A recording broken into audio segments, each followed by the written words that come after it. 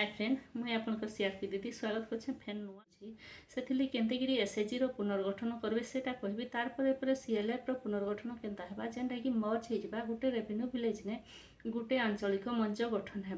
धरीन 3टा आपणकर आंचलिक मंच अच्छे गोटे रेवेन्यू विलेज ने से मर्ज होता केनता है वीडियोटा शेष तक देखूँ ताले जानीपारे जे केनतेगिरी से मर्ज है कहार एकाउंटा रहा केनतेगिरी सीआरपी माने काण करबे से सब आपण माने जानि पारबे आसन ताहले जानमा एसएचजी गोटे पुनर्गठन करबार लई हेले आपण माने जानिछन जे सेक्रेटरी प्रेसिडेंट निहाती एसएचजी पुनर्गठन प्राय तो हेई सारलानो सीएलएफ जीपीएलएफ पीएलएफ सब पुनर्गठन हेबा सीएलएफ सब गोटे रेवेन्यू विलेज रे गोटे सीएलएफ हेबा आंचलिक मंच सेटा केनतेई हेबा वीडियो शेष तक देखुन आ मोर चैनल के जदि पहिल करी देखुछन हेले सब्सक्राइब कर दन और ऑल नोटिफिकेशन के दबे थन एंता नुआ नुआ इनफॉरमेशन मान पाई पारबे आसन ताहले जानमा केनते करी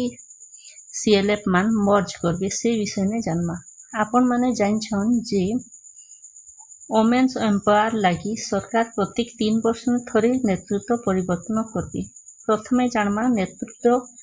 परिवर्तन एसएचजी रो नेतृत्व परिवर्तन लागि 2 जन सिलेक्ट करबे जेनटा कि सेक्रेटरी प्रेसिडेंट आउ 2 जन ओबी मेंबर भाबे बाछबे जति एकाधिक महिला बाहरले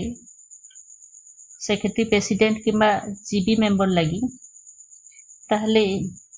से जगह ने भोट करी आपण माने बाछि पारबे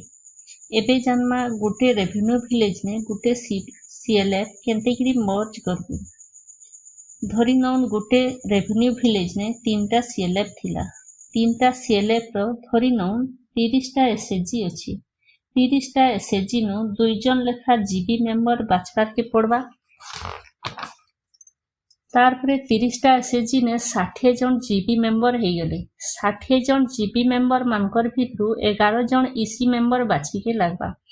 11 जन ईसी मेंबर मानकर भितरु 5 जन रहिले ओबी मेंबर जने हला secretary president vice secretary vice president और ट्रेजरर से 11 जन मानकर भितरु 5 जन पले गले आ 6 जन रहिले 6 जन के सब कमिटी 3टा रही छे सीएलएफ ने से सब कमिटी रो लीडर भाबे माने सब कमिटी रो मेंबर भाबे काम करबे जीबी मेंबर माने रहिले से माने जीबी मेंबर भाबे कार्य करबे सीआरपी 3 जन से सीएलएफ ने काम करि पारबे तांकर किछि असुविधा नहीं है जेंता काम करथले सेंता करबे ताकि 3टा अकाउंट रही छे से 3टा अकाउंट भितरु गुटे अकाउंट चलबा केनटा चलबा जेंटा कि पुराना सीएलएफ है जहाँ फॉर्मेशन डेट आगरू अछि से सीएलएफ टा बा से अकाउंटा चालू रहबा आ 2टा अकाउंट एग्जिट हेबा इटा रहला आजिर वीडियो तारपरे इथि केते जन कमेंट करबे जे एटा सबु ईसी मानकर रिस्ट्रक्चर होची एमबीके सीआरपी मानकर हेबार कथा आपण माने जानछन जे ईसी मेंबर माने इलेक्टेड पर्सन आउ एमबीके सीआरपी माने रहिछन सिलेक्टेड बा परीक्षा देकरी से माने आछन जानथिबे जे गोटे पंचायत ने सेक्रेटरी आ सरपंच बा ईओ आ सरपंच ईओ सिलेक्टेड जेंडी परीक्षा देकरी आस्थसन आ सरपंच माने इलेक्टेड प्रति 5 वर्ष ने थरे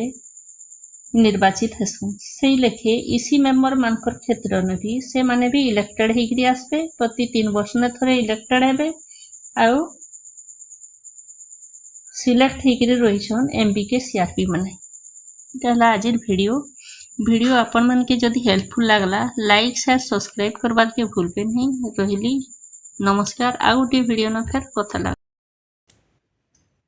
थैंक यू नमस्कार आ गोटे वीडियो न फेर देखा